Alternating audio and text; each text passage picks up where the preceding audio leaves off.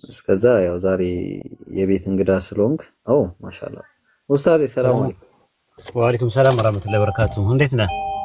አልሐምዱሊላህ ደህና ነኝ ኡስታዝ። ሰላም ነው? ሌላ አካውንት ነው እንዴ? አዎ ለሶስት ቀን ታገድኩኝ። አዎ አዲስ ዓለምን ካላወረድካት እኔ አልቀጥልም። አዲስ ዓለምን አወርድልኝ። አዲስ አወርድልኝ እንዴ? ሰውን ምን አድርገህ ነው የምትለው? እሷም ደግሞ ተገባችበት እኮ እሷም። ኧረ ምን አደረገችው እንዴ? አዲስ እንዴ ሰውን አስልማ ጨረሰችው እኮ። አይ እኔ እኮ ልቀልድ ነበር። አወረዳችኋት እንዴ? አምራችሁ? ኧረ እኔ አላወረድኩም። ኧረ ኡስታዝ እኔ ታዛዥ። ሰላም አለይኩም። ተገባ። ወአለይኩም ሰላም ወራህመቱላሂ ወበረካቱ። እንኳን ደስ አለ ኡስታዝ። ምን አድርገህ ነው የምትሉት? ቆይ እኔ አንቺም ገባሽበት እንዴ? ተነሳብሽ እንዴ? እኔ ምንም አላደረኩም ኡስታዝ። ባቢሎን አንቺ ቤት ነው ሻዳ ያዘዋሉ። ምንድነው እንደዚህ ምን አድርጉ ነው የምትያቸው ሰዎችን? ነረን አይደለም ኡስታዝ፣ ጠፍተው እኔ መንገድ ላይ አግኝቻቸው ነው እንጂ እኔ ብዙ ምንም ያለው ማሻአላ አላሁ አክበር አላህ ይቀበላችሁ። አይ በጣም በጣም ቢዚ ነበርኩኝና አንተም ደውለልኝ አየሁት ሜሴንጀር ላይ ብዙ ሰዎች ላኩልኝ አንዳንድ ነገር። አዲስ ዓለም ቤት ውስጥ የሆነ ቪዲዮ አየሁ ተለቆልኝ ማለት ነው። አዲስ ዓለም ቤት ውስጥ እንደሆነ ምናምን አየሁ። ማሻአላ። ቆይ ምንድነው እናንተ አላማችሁ? አንዱን ታሰልማላችሁ፣ አንዱን ታጨልላላችሁ። እኔ ነግሬያለሁ እኮ ተናግሬያለሁ። እስልምናን ባትነካኩ ይሻላችኋል። ሁለት ምርጫ ነው ያላችሁ፣ ወይ መስለም ነው ወይ መጨለል ነው ብዬ ተናግሬ ነበር። እና አንደኛው ጨልሏል፣ እሱን እኔ አናግረዋለሁ ኢንሻአላህ። ምንም የለም። አንደኛውን አሰለማችሁት፣ አንደኛውን አጨልላችሁት፣ አናግረዋለሁ። ቤሪያ አሪፍ ልጅ ነው። እንዴት ስሜታዊ እንደሆነም አላውቅም። ራሱ የደረሰኝ ቪዲዮ በጣም አስደንጋጮች ናቸው። በዚህ ደረጃ ሲሳደብ አይቼው አላውቅም። እና የሆነ ወይ ስሜታዊ የሆነበት ነገር አለ።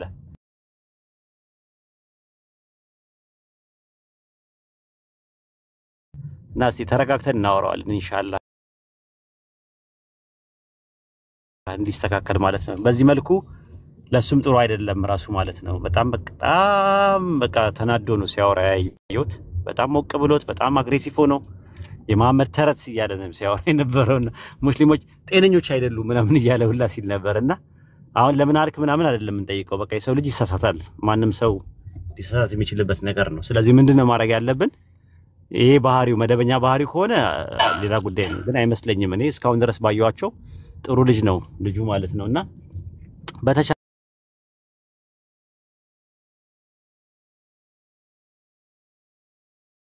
አቅም ኢንሻአላህ ላወራው ሞክራለሁ ማለት ነው። ከዛ አንፃር ነው። ባቢሎን እንዴት ነህ?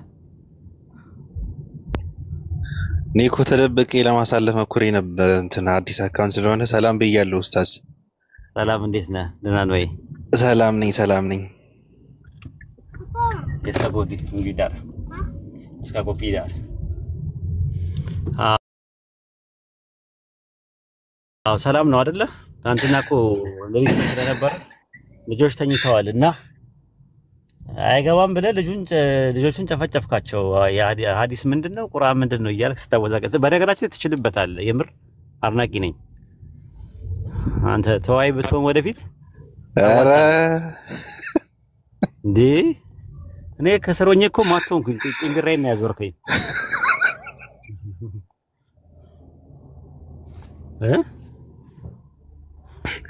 ኡስታዝ እኔ ጋር ለሊት ስለሆነ ይጉላዝ የሚባለው ነገር ይሄ እኔ ልተኛ ኡስታዝ፣ በቃ ይቀርብኝ። አረ ችግር የለም ተኛ፣ ሌላ ቀን እናወራለን። ምንም ያጣደፈ ነገር የለም። ያው አንተ ነህ ለኛ ኢምፖርታንት እንጂ አንተ ጥያቄ አይደለም። ምክንያቱም ያንተ ጥያቄ ሳይኖር አንተ ነበርክ። ያንተ ጥያቄ ከተመለሰልን በኋላ አንተ ትኖራለህ፣ ጥያቄ ያልፋል። ለኛ አንተ ነህ ሰው ነው ኢምፖርታንት መጀመሪያ ማለት ነው። ከዛ በኋላ ጥያቄዎቻቸው ምናቸው ክርክሩ ጭቅጭቁ እንደተረኩ እንትን ነው እንደ ሁለተኛ ነገር ነው። በፍላጎት ላይ የተመሰረተ ነው። አሁን አንዳንድ ሰው እንዋይ ብለህ ስትለው ሪሲኒንግ እንደባደብ ያልከው ይመስለዋል። ሲመጣ በቃ ግሎ ነው የሚመጣው ምናምንና ያው ሀሳብ ነው የምትቀያየረው። የተለየ ነገር የለም። እንትን አይደለም የተለየ ነገር የለም። ሀሳብ ነው ግዴታ። አንተ የምታምንበትን ነገር እና የተረዳኸውን ነገር ለእኔ ትነግረኛለህ። የምትለውና የምታምንበትን ነገር ትለኛለህ፣ እኔም እነግርሃለሁ። ከዛ አንፃር ነው የሚነጋገረው። ሰው ግን በሌላ መልኩ ስለሚረዳው ነው። እና አሁን 665 ከሁሉም ሳይሻል አይቀርም። እና አንዳንዴ ሕክምና ምናምን ሲያስፈልግ ያው ወደ እናንተ እንጽፋለን ማለት ነው። ሪፈር ትንሽ እንትን ማለት ነው። ከበድ ያሉ ኬዞች ሲመጡ ወደ እናንተ ለመጻፍ እንሞክራለን ማለት ነው። ማሻአላህ እና ጥሩ ነው። ራሱ ማለት እንዲህ መኖሩ ራሱ ትልቅ ነገር ነው። ራሱ 665 የሚባለው የደመናው አምላክ መቼም ስላሴን እያፈራረሰ ስለሆነ የደመናው አምላክ እንግዲህ ስራውን እየሰራ ነው። አይኔ ይመስላል። ኢብራሂም ዝም አልክ ምን ነው? ኦፓናት ቅርንፉድ ኡስታዜ ባይዘወይ በዛው ሰላም በላት። ኦፓናት ኦፓል ናት ቅርንፉድ። በሌላ አካውንታቸውን እያዘጉባቸው ሰሞኑን አይ ዶንት ኖ ምን ትሬንድ እንደሆነ ወይ ሪፖርት እንትን ሁሉንም ያረቁባቸው ነው። አሳብ ላይ መሞገስ ሲያቅታቸው ነው። አሁን የሚሳደብ ሰው ቢሆን ኖሮ አሁን ተሳድቦ ቢሆን ወይም ደግሞ ፎትተው ቢሆን ኖሮ ምናምን ነገር ቢዘጉባቸው ችግር የለውም። አሁን ቃል ምን አረገች? ሻሃዳ ቤቷ አስያዘች ተብሎ ነው ሰሞኑን የተያያዙት ማለት ነው። እነ ሁሱ እነ ዛህራውን ላይ ቀራቸው ምናምን ነገር። አሁን ደግሞ ባቢሎንንም እንደዛው ምንም ያለው ነገር የለም። ኦፓል ደግሞ በቃ ጀስት እንትን ነው። አንዳንዴ እኮ እኛም እንረገጣለን በኦፓል። እኛም እኮ አይደለም መስመር ስንስት አንዳንዴ ጧት አድርገናለች። እኛንም ጸባያችን እናሳምረን ነው ቡና እያፈላ ምናምን ከራማውን እየተለማመንን ነው እየካደምን ነው እኛ ያለ ነው እንጂ ዝም ብለን በንቀብጥ ምናምን ዞር ብንን እንወጋለን እኛም ራሳችን ማለት ነውና እንዳንወጋኛ ምንድነው እያደረግን ያለ ነው? ቡና እያፈለን አይቆጡ መቤቴ አይቆጡ የእርሶ ከራማ ለየት ይላል እያልን ከራማውን እየተለማመንን ነውና ጸባያችን እናሳምረን ስላለን ነው እንጂ እኛም ራስን መስመር ካለፍን ድንበር ካለፍን የምር ምን ሳለ ቢሆን የሰውን ሃይማኖት ምናንቋሽ ቢሆን እርግጠኛ ነኝ እኛን የምትለቀን አይመስለኝም። በዚህ እስኪ እንግዲህ አሁን ወደ 1 አመት ሊሞላት ነው እንግዲህ ሴፕቴምበር ላይ ነው ያወቅኳት። ወደ አሚራ ሻዳ ያዘች ሰሞን አካባቢ ላይ ነው ማወቃት እና ሴፕቴምበር አካባቢ ላይ ነው ወደ ኦገስት ምናምን አካባቢ ላይ ነው ያወቅኳት ማለት ነው። እንግዲህ ካወቅኳት ጊዜ ጀምሮ አንድ ቀንም እኛን ተናግረን አጣቀም። ግን መስመር ካለፍን ያው መናገሯ ስለማይቀር እኛም በባህሪያችን አስተካክለን ጸባያችን አስተካክለን ቀባና ማዕቀብ አድርገን በራሳችን ላይ ተሰተረናልና ያን የተሰተረነው ደግሞ ደርባባ ለመሆን ገራገር ለመሆን ፈልገን እንጂ ቀበኛም ቃተኛም ሞገደኛም ለመሆን ፈልገን አይደለምና እሷ በደንብ ነው የምትረዳን። ያው የሷ ከራማ እስካሁን ድረስ ከሷ ከራማ ጋር ነን ያለነው። በየትኛውም በኩል ስትመጣ እሺ ብለን ቡና አፍልተን ሀድመናት ምናምን ያዋለን እስካሁን ድረስ ትንሽ እንትን ነው ወጣ ያለ ከራማ ነውና ሲነሳ እንዳንዳች ነገር ሲያደርጋት እኛ እናቃለን። እነሱ አልተረዳዋትም በደንብ። ለዛ ነው በምንም በኩል ስትል በዚህም ብትል ምንም መፍትሄ አላገኘችም እና ለዛ ነው። ኦፓል እንዴት ነሽ? ሰላም ኡስታዝ። እንዴት ነሽ? ምንድነው የሚያስብሽ? አይ ፓፓራዚዎች ዝም በሉ በቃ እኔ ዝም ብዬ እቀመጣለሁ ስላቸው ኦፓል ናት ይላሉ። ሜንሽን ደህና መጣ። እንኳን ደህና ቆየሽ። እንዴት ነሽ? ሁሉ ሰላም ነው?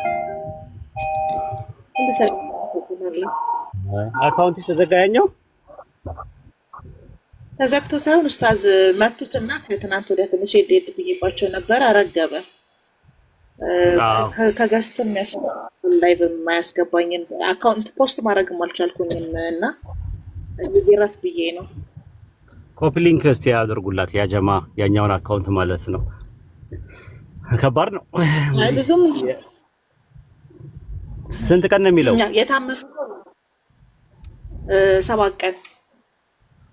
እንግዲህ ኢንሻአላህ ይደርሳል። በዚህ ለጊዜው ተጠቀሚና ኮፒ ሊንክ የመጣሽው ምናምን ይላሉ። ጥያቄውን ከመመለስ ይልቅ እኔ አይደለሁም እያለቻቸው አንድ ክርስቲያን የነበረች ሴት። ምክንያቱም እኛ ቤት እዚህ ከመጣች ተነድፋ ነው የምትሄደው ወይም ደግሞ ተነድፎ ነው የሚሄደው። እኛ ጋር የመጣ ሰው የሆነ ክትባት ሰተን ምናምን ነገር ነው። መድኃኒቱ መጀመሪያ ላይ ሊያም ይችላል። እየሰራ ግን መድኃኒት ነው የሚሆነው ውስጥ ነው እንትን የሚለው።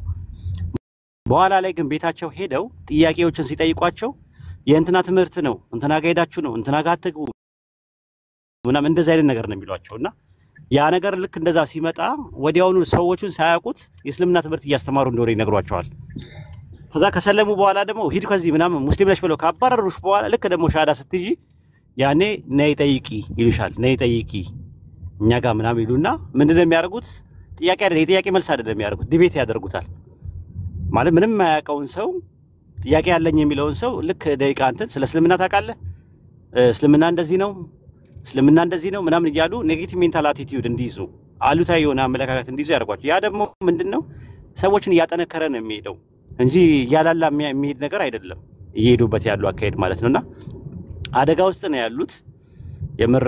እኛ ደግሞ እስካሁን ድረስ ሃይፐርሶኒክ ነው እየተጠቀምን ያለነው። ሱፐርሶኒክ ሁሉ አይቅረኛ አይነት ነገር ነውና አባቶቻችን ሲኖዶስ እስከሚያረጋ እንጠብቅም ምናምን ይላሉና እንግዲህ የነሱ የሃይማኖት ተቋም ሰፋ ያለ ነው። ግን በግለሰብ ደረጃ ነው ዌብሳይት ክሬት ያደረጉት። ያው ይሄም ደግሞ ካንተ የተወሰደ ነው። ስቲል ነው አልገደሉትም አልሰቀሉትም የሚለው መጽሐፍን አንዱ ካነበበ በኋላ ካልከፈላችሁ ንጽጽር አላሰራም እስከ ማለት ደርሷል። እኔ እንደውም አዎ አልተሰቀለም እንዳይል ፈርቼ በቃ ለተወሰነ ቀን ረፍት አደርጋለሁ። ለደህንነቱ ያሰጋኛል ካለበት ሁኔታ አንፃርና እንግዲህ በቅርቡ አንዳንድ ዌብሳይቶች ለእንቁላል መሸጫነት ሊያገለግሉ ይችላሉ እና በድፍረት ግን ቢመጡ እርዳታህን ባለበት ኡስታዝዬ አንዳንድ ሪሰርች ብታግዛቸው በጣም ደስ ይለኛል። እንደዛ እንኳን አቅም ላይ አልደረስንም፣ ግን ያው እንደዛ ከሆኑ አንድ ሰው ኮፒ እያደረገ የሚሰራ ከሆነ ያው ግድግዳ ላይ ተደግፎ የሚያደርግ ሀረግ ነው የሚሆኑት እና በኋላ ላይ ፍሬም ሊያፈሩ ይችላሉ። ችግር የለውም። እንደ ግድግዳ እንሆናቸዋለን ማለት ነው። ሀረግ ተቀለች በራሱ መቆም አይችልም፣ በራሱ ማደግ አይችልም። ማደግ የሚችለው ግድግዳ ተደግፎ ነው ወይ ደግሞ የሆነ ዛፍ ነገር ተደግፎ ነውና ሀረግ ናቸው እነሱ ማለት ነውና ምንም ችግር የለውም። ፍሬ ካፈሩም ችግር የለውም። እኛ ሃይማኖታቸውን ካወቁም ጥሩ ነገር ነው። ተከባብሮ መነጋገርም ከተቻለ ጥሩ ነው። ካልተቻለ ደግሞ ጥሩ ጎረቤት እንሆናለን። የጋራ እሴቶች አሉን። ሰው መሆን የጋራ እሴት ነው።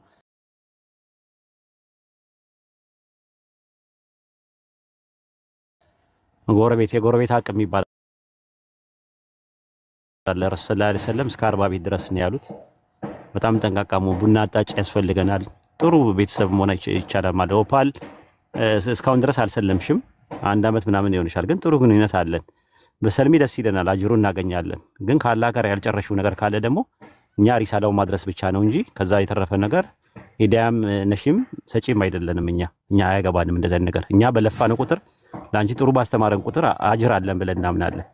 ያ ነው እህታችን ብትሆኝና ላኢላሃ ኢለላህ የሚለውን ገመድ እንትን ብትይ ጥሩ ነው። ካልሆነ ተከባብሮ ሐሳብ ላይ ማሳለጥ ማረቅ ቢቻል ጥሩ ነገር ነው ብለን ነው ምናምነው። ልክ እንደ ባቢሎን ማለት ነው። አሁን ባቢሎን እንደዛ ነው። የራሱን ነገሮች እንትን ያደርጋል እንትን ይላል ምናምን ነገር ጥያቄም ይጠይቃል። ጥያቄው ደግሞ ቦምብ የሆነ ጥያቄ ነው ወይ? እሺ ና በቃ በዛ ጋና ኮምዶ ፖንድራ ሲዳን እና እንደዛ ነው ያለው ነገር። ኢንሻአላህ ሰላም ልበላችሁ ብዬ ነው የመጣሁት። እንኳን ደስ አላችሁ ልላችሁ ነው። ወንድማችን እኔ የምር ለመናገር ይሰልማል ብዬ ፈጽሞ በሆኔም በህልሜም አስቤውም አላውቅም ካለው ከነበረው አንፃር ማለት ነው። የምር የኛ ግምት የተሳሳተ ነው ማለት ነው። እኛ የምናየው ነገር የውጭውን ነው። ራሱ አላህ የሚያየው ደግሞ የቀልብን ነው የሚያየውና በጣም ትልቅ ነገር አለ። ቤስካ ሄምታ እና ትልቅ እንትን ነው፣ ትልቅ ለውጥ ነው ያለው። ሄምታ ቤስካ ይቅርታ ከልጅ ጋር ሆኜ የልጅ አባት ነኝ፣ የልጆች አባት ነኝና ከዛ አንፃር ነው። በቃ ሉጣ ያ ጀማ ኢብራሂም ቀጥሉ ኡስታዜ። እሺ አትጥፋልና በጣም አንተ ብትኖር ብሎ ብዙ ነገር ሮል የተጫወተው በህይወቴ ውስጥ አንደኛው ኡስታዝ ዋሂድ ነው ብሎ ደጋግሞ ሲናገር ነበርና እየሰራ ያለው ነገር የዋዛ አይደለም ኡስታዝና ፎሎ አድርጉት። ብዙ ነገር ነው ያደረገ ያለው በዚህ ፕላትፎርም ላይ በዚህ እና በእውቀት ደረጃ ፉል ሆኖ ኡስታዝ ዋሂድን የሚያክል የሚንቀሳቀስ ሳይኖር ግን ፎሎ ያደረጋችሁት አይደለም። ሁለተኛ ደረጃ ኢቭን ለሰለምቲዎች ማዕከል እየተገነባ ነው። በሱ ንጽጽር የሚያስተምሩታል ላይክ ላራፍ ቲንግስ እየሰራ ያለ ሰው ነውና አትሊስት ፎሎ አድርጉ፣ ሰፖርት አድርጉና የመጀመሪያ ደጋግሞ ኡስታዝ ዋሂድ ቢኖር ደስ ይለኝ ነበረ ብሎ መልእክቱን አድርሷልና ለመናገር ያህል ነው። እሱ ኡስታዝ ያ አሁንም ለዛ ነው የደወልኩለት። ደውሉለት ሲል ለዛ ነው በጣም ሲፈልግ ነበር። እኛ ዓላማችንም ያው ሰዎች ነፃ እንዲወጡ ነው የምንፈልገው። ብኖር ደስ ይለኝ ነበረ ባየው ራሱ ማለት ነው ያለው ነገር ማለት ነው። ደስታውን ብካፈለው ደስ ይለኝ ነበር አብሬ ማለት ነውና ግን ባልኖርም ኢንሻአላህ በሰማሁበት ሰዓት ላይ በጣም ነው ደስ ያለኝ። ሰዎች የሚያስቡት የቁጥር ጉዳይ ይመስላቸዋል። ሰዎች የሚያስቡት የቲፎዞ ጉዳይ ይመስላቸዋል። ይሄ ሰዎች የሚመስላቸው እንትን ነው። እኛ ስለ እሳት ነፃ ሰው እንዴት ነፃ ይወጣል ብለን ነው እንትን ምንለው። እኔ ምር ተርፎኝም አይደለም ያው ከልጆች ጋር ነው ያለሁት። ስራ ሰራለው። በስራ ሰዓት እረፍት በማግኘበት ሰዓት ላይ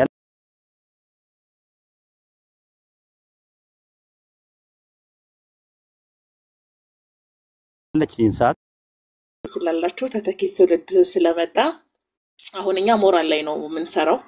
ወደ ሞራል ዞረናል። ሰዎችን ሞክ እናደርጋለን ብለው የሚያስቡ ሰዎች በስድብ ልክነትን የሚናፍቁ ሰዎች አሉ። ሌሎች ሰዎች ሞክ በማድረግ አታክ በማድረግና እነዛ ሰዎች ላይ ነው እናንተም እኮ እንዲህ ናችሁ ብለን እናስታውሳቸዋለን። ለማስታወስ ያክል ያው እኛ በሌላ መንገድ ነው የምናሳልጠው። ዋናው ላይ እናንተን አስቀምጠናል። ቆየን ጡረታ ከወጣን እንጂ ወንጌል ላይ እኔ ብዙ አስተምሬያለሁ። ከአዲስ አበባ ለምጋም ከዚህ በፊት ስንገናኝ የተለያዩ ጆርኒዎች ነበሩን። ከዛ ውስጥ አንዱ ወንጌል ነው። በወንጌል የሚመኩ ሰዎች ይመጣሉ። ትምክህታቸውን ደግሞ እኛ ያው በእውቀት አይታየት አድርገን በምህረት የምናልፋቸውም ሰዎች አሉ። በወንጌል የተገረፉ ሰዎች አሉ። በግድ ክርስቲያን ያደረግናቸው ሰዎች አሉ። ኤቲስትንን ብለው አይ ኤቲስት አይደላችሁ እናንተ ተገርፋችሁ ወደ ቦታችሁ መመለስ አለባችሁ ብለን የመለስናችሁ አሉ። አብን ያኮረፉ አሉ። በኢየሱስ ፍቅርም የከነፉ አሉ። እኔ ኢየሱስ ሳይገባው ኢየሱስን እወዳለሁ የሚል ሰው ነፍሰ ገዳዩም ያፈቅራል የሚል አቋም ነው ያለኝ። ገባክ? እነዚህ እስራኤል ክርስቲያኖች እንደሚያፈቅሩ ሰዎች ሰው ከነፍሰ ገዳይ ፍቅር እንደሚይዘው ነው እውቀት የሌለበትን የኢየሱስ ፍቅር የምረዳውና ፍቅር ብቻ በቂ አይደለም። ፍቅር አያድንህም። እወዳለሁ አቋም ለድህነት አይሆንም። አቋም ነው። አቋም እኔ ያደንቃለሁ። የሚያምኑ ሰዎችን አበረታታለሁ። አማኝ የሆኑ ሰዎችን በደንብ ነው ማበረታታው። ግን የምትወደው ነገር እውነት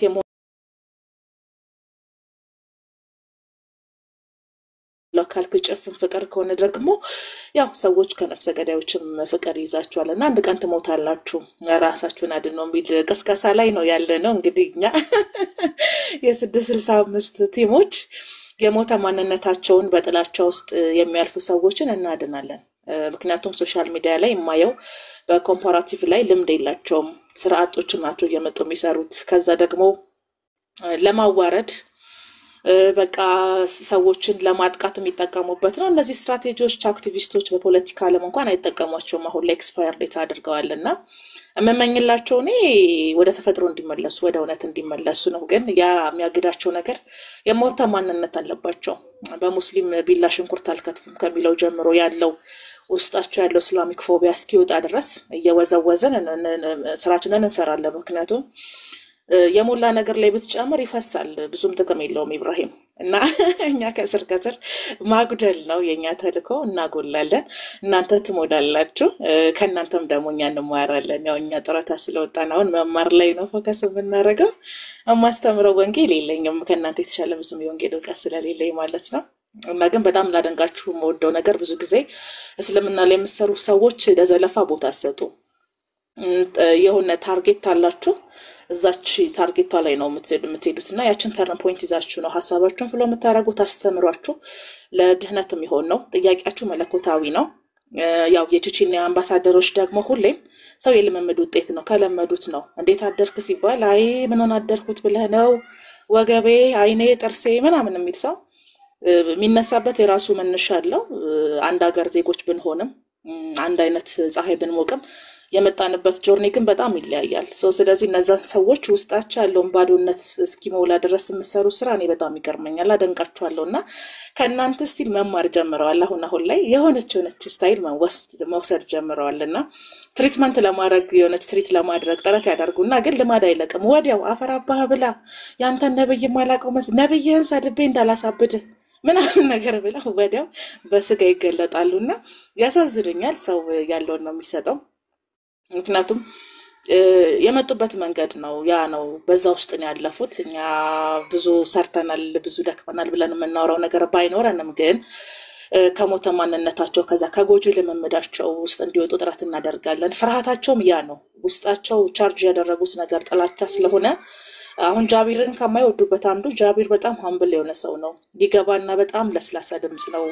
ቀስ ብሎ ነው የሚያወራው። ሲሰደብ መልስ አይሰጥም። በትህትና ነው የሚያወራው። ጠብቆ እስቲል ይሄ ትህትና ያስፈራቸዋል፣ በጣም ያስፈራቸዋል። ይጠረጠሩታል። ተጠርጣሪ አንድ ነገር ልንገርሽ። ቆይ ያልሰማሽው ሊያገባቸው ነው የሚያሰልመው እየተባለ ነው። ምን ትያለሽ? እንደዛ ከሆነ እኔም ሻዳ ይዛለሁ።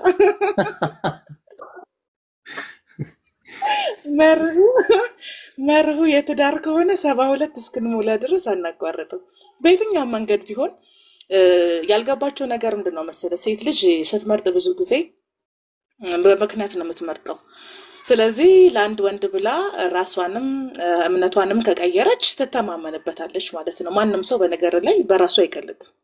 አንድ ነፍስ ያለው ሰው በነፍሱ አይቀልድም። አንድ አይን ያለው ባፈር አይጫወትም እንደሚባለው ነውና እንግዲህ አለመመረጣቸው ምን ያሳዝነኛል በእውነት በዛኛው በምስራቅ ቀጠና ያሉ ሰዎች ይሄን ራሱ መሸፈን አለመቻላቸው፣ አንድ ሴት የሚገባትን ፍቅር መስጠት አለመቻላቸው ያሳዝነኛል። ምክንያቱም ክርስቶስ ቤተክርስቲያንን እንደወደደ ባል ሚስቱን ይውደድ እንደራሱ ስጋ ነው የሚለውና ይሄን እንኳን ማድረግ አይችሉም ማለት ነው። ድህነቱ ቀርቶ ጽድቁም ቀርቶ የሚሰጡት ፍቅር እንኳን ሙሉ አይደለም ማለት ነውና ያሳዝናል።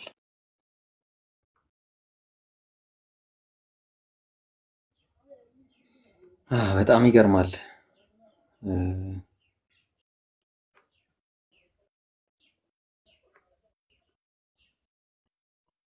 يا جماعة السلام عليكم ورحمة الله وبركاته. ወአለይኩም ሰላም ወራህመቱላሂ ወበረካቱ። እኔ እየተሰማው ነው እንትና አስተካራ ገብኝ ያ ጀማ ወይስ ደግሜ በዚህኛው አንተ ልበል ወይ መከራይ ትሰማለህ?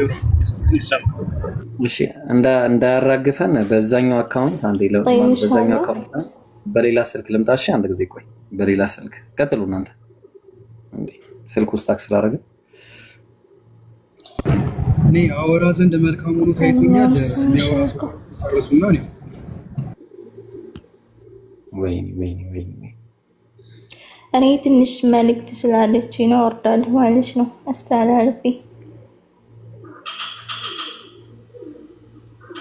ቀጥሉ የምትፈልጉ ሰዎች ቀጥሉ ያ ጀማ طيب ان شاء الله ያ ጀማ እንትን ቪዲዮ ሰርቻለሁ ማለት ነው። ገብታችሁ ያኔ ኮፒ ማድረጊያ አፕሊኬሽን ነው ማለት ነው የምትፈልጉ ያኔ ያላወቃችሁት እስከዛሬ ማለት ነው።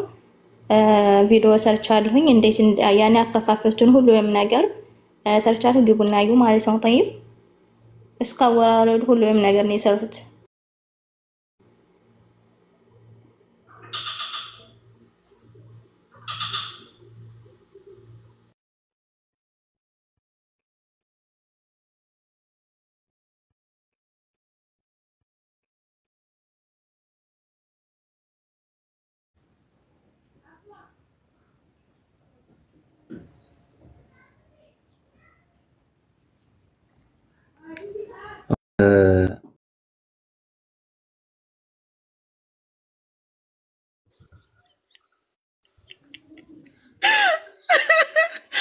ባቢ የኔ ውሃ አለ ጠንከር በል ይሰማኛል። የሚሰማኔ ግን አላስነቃም።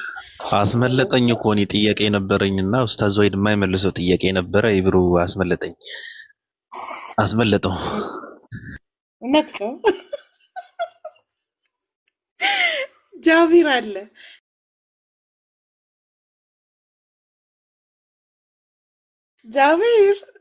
ጃቢር አለ ባቢ ጃግን እኔ የሚገርምሽ ነገር እንደረዳሁት የሚኪናውና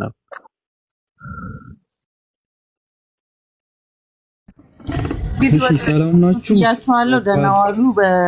ወደ ጥልቅ ወርዳችኋል ሁለታችሁ ይቻላል። ባቱርጂ ግን መልካም ሆኖ ታይቶኛል።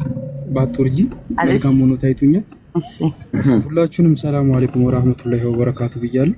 ኢብሮ ቪዲዮውን አጥፎኒ እስካወራ ድረስ እንዳይቆራረጥ ከዛ ነው ላበራኳል ነበር እንጃ ቪዲዮ የማብራት ሱስ አለብክ። እኔ ኬት እንደለከተክ እንጃ ወይ አስማና እንዳስጠመጠመብህ ምናምን። እሺ ኦፓል እንዴት ነሽ?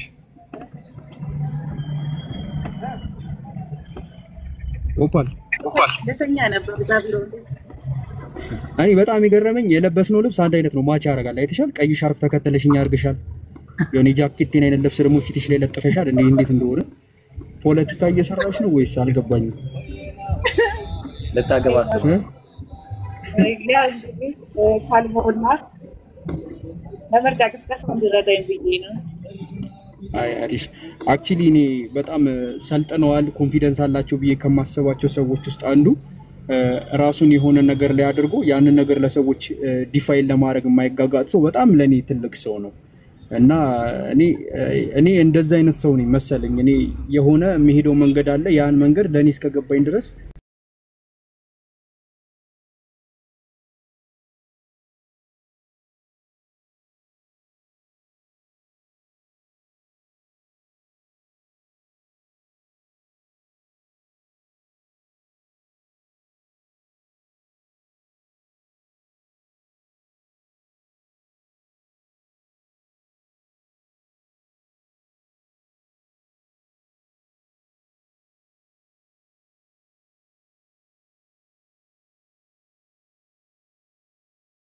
ምንድነው ማለት ከኛ ጋር እህት እንዳትሆኝ የያዘሽ ነገር ምንድነው? ምናልባት የያዘሽ ነገር ምንድነው? እኔ በጣም ማወቅ ፈልጋለሁ። አይኑ የሆነ ገስም አደርገው ነገር አለ፣ ግን ያው ግምት ብቻ እንዳይሆን እስቲ እንደው ዛሬ እስቲ አፍረጥርጭው። ለምንድነው እህታችንን ማትሆኝ? ምንድነው ወይ አንቺ የተሻለ ያሹ ነገር ካለ እኛንስ ለምን አጣሪንም አካፊን? ለምንድነው ራስ ወዳድ የምትሆኝ? እኛ ራስ ወዳድ ስላልሆንን እንግዲህ ወደዚህ ዲን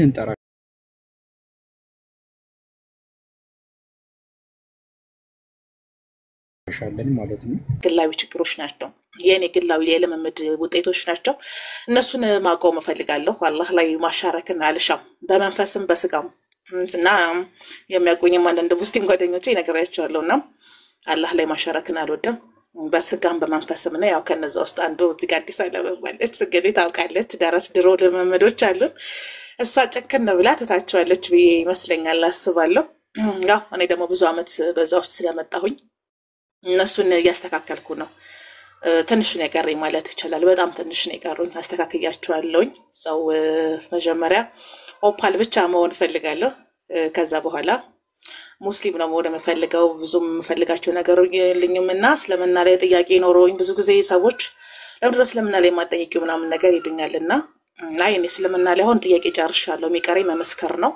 አንድ ቀን መሰከራለሁ ነው መልሴ። እና ልልም ወደው ነገር ቢኖር ሙስሊም ያልሆንኩባቸው ምክንያቶች የራሴ ምክንያቶች ናቸው፣ የኔ ምክንያቶች ናቸው። እና አላህ ላይ በስጋም በመንፈስም ማሻረክን ስለማልወድ ነው አሁን ሽርክ ላይ ነው ያለሁት። እና እሱን አስተካክላለሁ። ሞስት እያስተካከልኩ ነው፣ እየጨረስኩ ነው ማለት ይቻላል። እና ስጨርስ ሻሃዳ ይዛለሁ።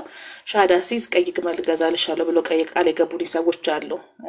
አዲስ አለም ምን እንደምትገዛልኝ አላስታውስም። እና ማልሰልም መስሏችሁ ከሆነ እንደዛ አይነት ቃል የገባችሁት ወገንታት፣ አንድ ቀን እንግዲህ ድንገት ነው መጣው ማለት ነው። እና ጃቢር ያኔ ቦታ ጠበበ ጠጋበይ ምናምን እንዳትለኝ ወንድሜ ጃቢር፣ እናመጣለሁ።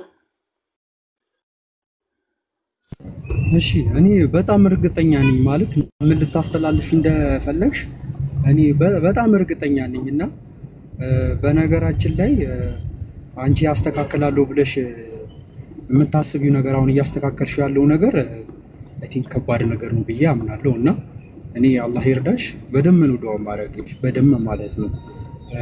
በሰላም እንድትጨርሽ ይዛ ያለሽን ጣጣ በሰላም እንድትጨርሽና ወደኛ እንድትመጪ ኢንሻአላህ ላይክ ማለት እኔ እንጃ አዊሽ እህቴ ሆነሽ ባይሽ። ምክንያቱም ትልቁን መንገድ ተጉዘሻል ብዬ አስባለሁ ከማቅሽ አንፃር ማለት ነው።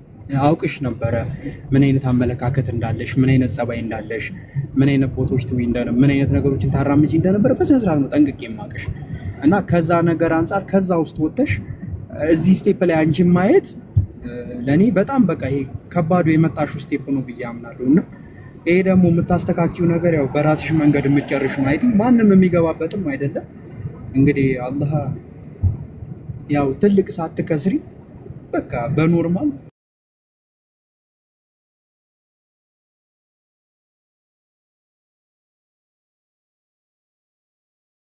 ወደ እስልምና መተሽ አላህን መገዛት እንዲጀምሪ እኔ ዱዓ አደርግልሻለሁ። ከዛሬ ጀምሮ በደንብ ነው ዱዓ ማደርግልሽ። ምክንያቱም ወፋልዬ ምናልባት አንድ ቀን እነግራችኋለሁ፣ እኔ ቲክቶክ ላይ ይሄን ሰሞን ትልቅ ነገር አቺቭ አድርጌያለሁ። በቃ የማይሆን ይሆናል ብዬ ያላመንኩት አይሆንም ብዬ የተቀበልኩት ሆኖ ነገር በዱዓ ሆኖልኛል። እና ሁላችሁም ያጀማ ኦፓልን በዱዓ አስባት፣ ኢንሻአላህ በዱዓ አስባት። እንደማትዘገይብን ተስፋ እናደርጋለን።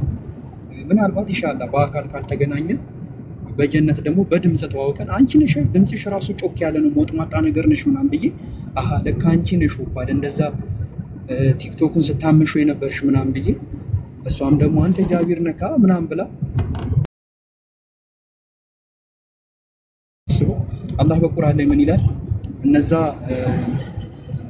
እነዛ ይሄ ሲኦልን መግባት ያልፈለጉ አንፈልግም ጀሃነም መግባት አንፈልግም ያሉ ሲቀር ሁሉም ወደ ጀነት ገቢ ናቸው ይላልና አላህ ደግሞ ሌላ ቃል የገባልን ነገር አለ። እኔም በንጹህ ልባቸው የሚፈልጉኝ እኔ ቀጥተኛው መንገድ እመራቸዋለሁ እና ያው እንደ ሐሳብ የምነግርሽ አላህን በንጹህ ልብሽ ፈልጊው፣ የሚስተካከለውንም ነገር በንጹህ ልብሽ እንዲያግዝሽ እንትን በይው። እንግዲህ እጠብቅሻለሁ፣ ወላሂ እጠብቅሻለሁ ከአሁን በኋላ ማለት ነው። አላህ ያቅልልልሽ፣ አላህ ያስተካክልልሽ።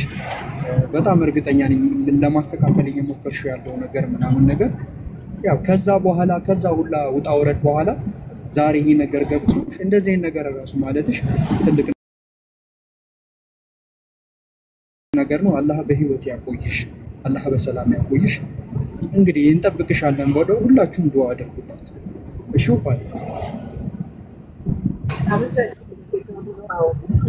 ወንድምነት ያስፈልጋል። ሙስሊም ላይ ያለ እስልምና ላይ የምትሰሩ ቲክታክ ላይ በተለይ ሶሻል ሚዲያ ላይ ማህበራዊ ሚዲያ ላይ አማቃችሁ ያ በፐርሰናል ላይ በጣም ብዙ ሙስሊም ወዳጆች አሉኝና ከምስራቅ ቀጠና ጥቃት የሚያስደርሱብኝ የረመዳን የዘምዘም ውሃዎች እና ቴምሮችም ጭምር ናቸው የሚያስጠረጥሩኝ። እኔ አንዳንዴ ሳት ይለኛልና በያሉ ልናፈጠር ነው ምናምን ብዬ 1-3 ቀን ስቼ ነው ረመዳንን ጾመሽ ፋሲካ ለምን አልጾምሽም የሚል ጥቃትም ደርሶብኛል። በሚቀጥለው ዓመት እጾማለሁ ብያለሁ እና ከእናንተ ጋር እህትና ወንድም መሆን መታደል ነው በእውነቱ ማለት ነው። እና ሁሉም ሰው የሚመኘው አይነት ብቻ አይደለም፣ የተመረጡ ሰዎች የሚቀበሉት ነገር ነው አውቃለሁ፣ ይገባኛል። እና የእናንተ እህት መሆን በጣም ነው ደስ የሚለኝ። እናንተም ወንድሞች ልትሆኙ በጣም የምመኘው ነገር ነው ቢሆንስት ማለት ነው። እና ሄልሜ ነው ኦፍኮርስ ይሳካልኛል። እስከዛሬ ጠይቅ ያጣሁት ምንም ነገር የለም እና መጨረሻ የምጠይቀው ነገር አንድ ይሄ ነገር ነው። እሱም ደግሞ ይሳካልኛል። እንደነገርኩ ብዙ ሰዎች ስለሚጠይቁኝ ነው የምመልሰው። እስልምና ላይ ጥያቄ የለሽም እንዴ ኦፓ? ሁሌ ክርስትና ላይ እኮ ጥያቄ የለኝም። ጠይቅ ያላቅም መጠየቅ አቁሜያለሁ። ወንጌል የሚፈልግ ሰው ካለ ግን ይምጣና ይማር፣ መድረክ ክፍት ነው። እናስተምራችሁም ብዬ ቃል ገብቼ እላችኋለሁ። እስልምና ላይ የሚቀረኝ ነገር መማር አይደለም፣ የሚቀረኝ ነገር መመስከር ነው። አንድ ቀን መሰክራለሁ እና ለምታደርጉልኝ ዱዓ ለምትሰጡኝ ፍቅር በጣም ነው የማመሰግነው። አመሰግናለሁ። ድሮ ሶሪ ብዬ ቤቴን ከፍቼ ነበረ። የባቢ ዘጋበት ለ7 ቀን። ወይኔ ወላሂ በይ በነገር ላይ ባቢ በወር ውስጥ 3 ቀን 4 ቀን ብቻ ነው አካውንቱን የሚጠቀመው። በዚህ ወር ራሱ 5 ጊዜ ምናምን ዘግቶበታል። ኧረ ቆይ እስኪ እኔ ስንት ቀን ነው የዘጋብኝ? እኔ እኮ እርግጠኛ አይደለም። እንደዛ ከሆነ ስንት ቀን ነው የዘጋብኝ? በስተ ስለሆነ 3 ቀን ነው የእሱ ግን 7 ቀን ነው። በቃ በዚህ ወር አልኩህ በ30 ቀኑ 3 ጊዜ ነው ላይቭ የገባው በዛ አካውንቱ ያባረረ። በጣም ያሳዝናል ወላሂ። በጣም በጣም በጣም አሁን ኤአይ ስለሆነ ማኔጅ የሚያደርገው እንደ በፊቶቹ ትራዱ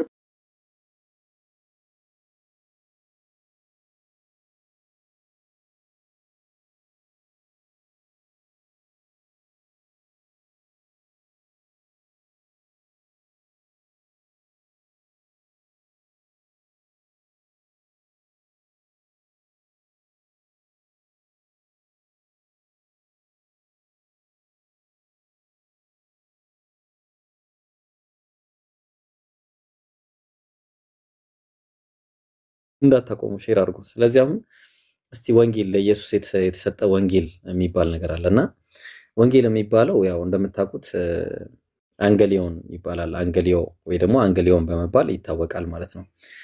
ይሄ አንገሊዮን የሚባለው ነገር ለኢየሱስ የተሰጠ መሆኑ መጀመሪያ ቁርአን ላይ 1-2 ቨርሶችን እኔና ከዛ በኋላ ደግሞ ኢንሻአላህ ባይብል ላይ ገብተን እያንዳንዱ ነገር እናያለን ማለት ነው። እሺ ስለዚህ የመጀመሪያው ነገር አላህ በሱረቱል ማኢዳ ምዕራፍ 5 ቁጥር 46 ላይ እንዲህ በማለት ይናገራል። አረብኛውን ላንብብ። ወቀፈይና ዐላ አታሪሂም በፈለጎቻቸው ማለትም በነቢያት ፈለግም በእነሱ ማንን አስከተለን? በዒሳ ብን መርየም የመርየም ልጅ ኢየሱስን ዒሳን አስከተለን አለ። እሺ ከዛ በኋላ የመርየም ልጅ ኢብኑ መርየም የመርየም ልጅ እሺ ሙሰድቀን ሊማ በይነ የደይ ከሱ በፊት የነበረውን መጽሐፍ አረጋጋጭ ሲሆን የሚያረጋግጥ ሲሆን እሱ ምንድነው? ሚነት ተውራት የተባለውን መጽሐፍ አረጋጋጭ ሲሆን ከዛ ደግሞ ለራሱ ለኢየሱስ ደግሞ ምን ሰጠነው? ወአተይናሁል ኢንጂል የተባለ ወይ ደግሞ ወንጌል የተባለውን መጽሐፍ ሰጠነው አለ። ምን የተባለውን መጽሐፍ? ወንጌል ወይ ደግሞ ኢንጂል ተብሎ የተቀመጠውን እዚህ ጋር መታዩትን መጽሐፉን ሰጠነው አለ። ተግባባን? ያው በእንተነኛው አማርኛው ላይ እንዲህ ብሎ ነው ያስቀመጠው። ኢንጂልንም ሰጠነው። ለማን ነው የተሰጠው? ለኢየሱስ። ማን ነው የሰጠው? አምላክ ነው የሰጠው። ልብ አድርጉ። ከዛ በኋላ ምን አለ? በሌላ ቦታ ላይም አላህ በሱረቱል መርየም ላይ ያለውን ልንገራችሁ። በሱረቱል መርየም ምዕራፍ 19 ቁጥር 30 ላይ እንዲህ ይላል። ቃለ ኢኒ አብዱላህ አለ።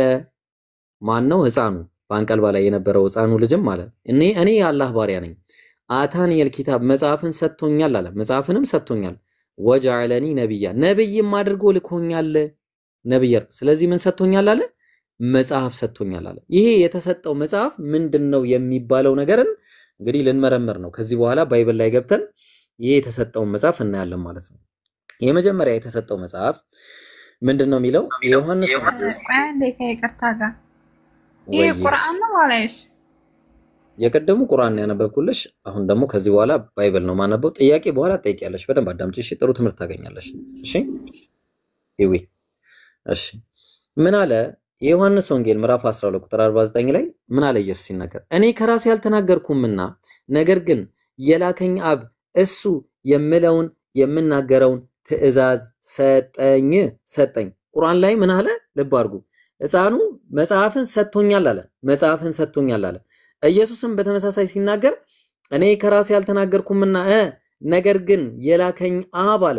የላከኝ አብ እሱ የምለውን የምናገረውን ትእዛዝ ሰጠኝ ሰጪው አምላክ ነው ቀጥሉ ዮሐንስ ወንጌል ምዕራፍ 17 ቁጥር 8 ላይ የሰጠኸኝን ቃል ሰጥቻቸዋለሁና አለ ማን የሰጠው አብ ከዛ እነሱም ተቀበሉት አለ ጥሩ ዮሐንስ ወንጌል ምዕራፍ 17 ቁጥር 14 ላይ እኔ ቃልህን ሰጥቻቸዋለሁ የማን ቃል ነው የአምላክ ቃል ዮሐንስ ወንጌል ምዕራፍ 10 ቁጥር 24 ላይ የማይወደኝ ቃሌን አይጠብቅም አለ የምትሰሙት ቃል የላከኝ የአብ ነው እንጂ የእኔ አይደለም አለ ኢየሱስ ሲናገር ይሄ ሁሉ ኢየሱስ ነው የሚናገረው ልብ አድርጉ ዮሐንስ ወንጌል ምዕራፍ 7 ቁጥር 16 ላይ ስለዚህ ኢየሱስም መለሰ ምን አለ እንዲህ አላቸው ትምህርቴስ ከላከኝ ነው እንጂ ከእኔ አይደለም ትምህርቴ ከላከኝ እንጂ ከኔ አይደለም አለ ከላከኝ ቀጥሉ ዮሐንስ ወንጌል ምዕራፍ 8 ቁጥር 40 ላይ ነገር ግን አሁን ከአምላክ ስንት አምላክ አለ አንድ አምላክ አለ ከአምላክ የሰማሁትን እውነት የነገርኳችሁን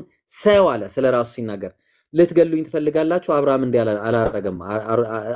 አላረገም አለ ስለዚህ ከማን ነው የሚሰማው ከአምላክ የሰማሁትን አለ ከአምላክ ከእግዚአብሔር ስለዚህ ኢየሱስ ከማን ነው የሚሰማው ከአምላኩ ዮሐንስ ወንጌል ምዕራፍ 8 ቁጥር 26 ላይ ስለናንተ ብዙ የምናገረው የምፈርደው ብዙ ነገር አለኝ እሺ ከዛስ ዳሩ ግን የላከኝ እውነተኛ ነው እኔም ከእርሱ የሰማሁትን ይህን ለዓለም እናገራለሁ ከእርሱ ከአብ ማለት ነው ዮሐንስ ወንጌል ምዕራፍ 5 ቁጥር 30 እኔ ከራሴ ያልተናገር አንዳች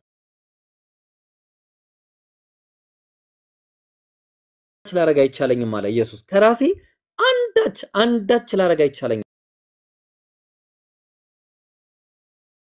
ማለት እንደሰማው እፈርዳለሁ ከማን ነው የሚሰማው ከአምላክ ማለት ነው ፍርዴም ቅን ነው የላከኝን ፍቃድ እንጂ ፍቃዴን አልሻምና አለ ስለዚህ አሁንም ዮሐንስ ወንጌል ምዕራፍ 5 ቁጥር 15 ላይ ከእንግዲህ ወዲህ ባሮች አልላችሁም ባሪያ ጌታው የሚያደርገውን አያውቅምና ወዳጆች ግን ብያችኋለሁ አለ ከአባቴ የሰማሁትን ሁሉ ለእናንተ አሳውቂያችኋለሁና አለ ከአባቴ የሰማሁትን የተሰማ ነው ንግግሩ ዮሐንስ 12:50 ላይ ትእዛዙም የዘላለም ሕይወት እንደሆነች አውቃለሁ አለ ስለዚህ እኔ የምናገረው አብ እንደነገረኝ እንዲሁ እናገራለሁ አብ እንደነገረኝ አለ አብ ከራሱ አይናገርም ስለዚህ ታዲያ እነማን ናቸው ለመሆኑ ከአምላካቸው እየሰሙ ለሰዎች የሚያስተላልፉት ማን ነው ብለን ስንል እስቲ ባይብሉ ይንገራል ኦሪት ዘኍልቍ ምዕራፍ 12 ቁጥር 6 ላይ እርሱም አለማ እግዚአብሔር አንዱ አምላክ ማለት ነው ቃሌን ስሙ አለ ቃሌን ስሙ በመካከላችሁ ምን ቢኖር አለ በመካከላችሁ ነብይ ቢኖር አለ ነብይ ቢኖር እኔ እግዚአብሔር አለ በራእይ ይገለጥለታል ወይም በህልም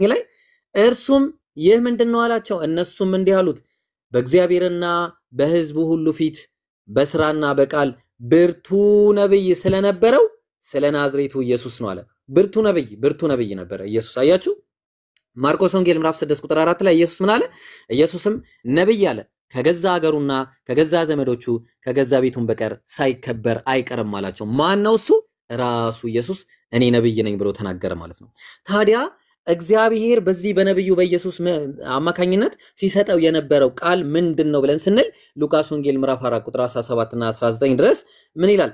የነብዩንም የኢሳይያስን መጽሐፍ ሰጡት አለ። መጽሐፉንም በተረተረ ጊዜ የጌታ መንፈስ በኔ ላይ ነው አለ። ለድሆች ምንን ሰብክ ዘንድ አለ? ወንጌልን ሰብክ ዘንድ አለ። ወንጌልን ሰብክ ዘንድ ቀብቶኛልና አለ። ማን የቀባው? እግዚአብሔር። ምን ይሰብክ ዘንድ?